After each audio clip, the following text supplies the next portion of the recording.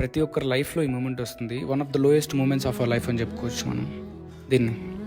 ఇక్కడ ఎలా ఉంటుందంటే, నువ్వు ఎందుకు బ్రతుకుతున్నావో, ఎవరి కోసం ఉన్నావో కూడా అర్థం కాదు నీకు. నీ తప్పు ఉండొచ్చు, ఉండకపోవచ్చు, కానీ ఈ లైఫ్ ఏదైతే ఉందో అది నిన్ను ఈడ్చుకొచ్చి బట్టలు ఇప్పేసి మరి ఇక్కడ పడేసి వెళ్ళిపోతుంది.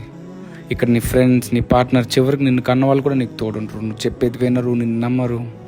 అండ్ ఇందులో ఎలాంటి తప్పు లేదు కూడా. పోనీ వాళ్ళు ఎందుకు నమ్మాలి? ఒక రీజన్ చెప్పగలవా? లేదు. ఎందుకంటే నువ్వు ఉన్న సిచ్యువేషన్లో అద్దంలో చూసుకుంటే నీకు నువ్వే అసహ్యంగా కనిపిస్తావు. వాళ్ళైనా ఎంతవరకు ఉంటారు చెప్పు? అయినా నిన్ను నువ్వు కూడా యాక్సెప్ట్ చేసుకోలేని టైంలో ఎవరో అర్థం చేసుకోవాలి అనుకోవటం ఎంత మూర్ఖత్వం. నీ చుట్టూ ఉన్న ప్రతిదీ నిన్ను భయపెడుతుంది. వేలుతురు, శబ్దం, అన్నీ, లిటరలీ అన్నీ. చీకట్లో మాత్రమే కంఫర్ట్గా అనిపిస్తుంది. అమ్మ కడుపులో ఉన్నప్పుడు చీకటి ఉంటుంది కదా, అలాంటి చీకటి మళ్ళీ ఈరోజు నీ కంఫర్ట్ని ఇస్తుంది. ఇది ఎంత లోయెస్ట్ పాయింట్ అంటే ఇంతకంటే కిందకి వెళ్ళలేము. ఇదే లాస్ట్. అక్కడ నుండి కింద పడ్డామంటే ఇంకా డైరెక్ట్ పైకి వెళ్ళిపోయినట్టే. వేరే థాటే లేదు.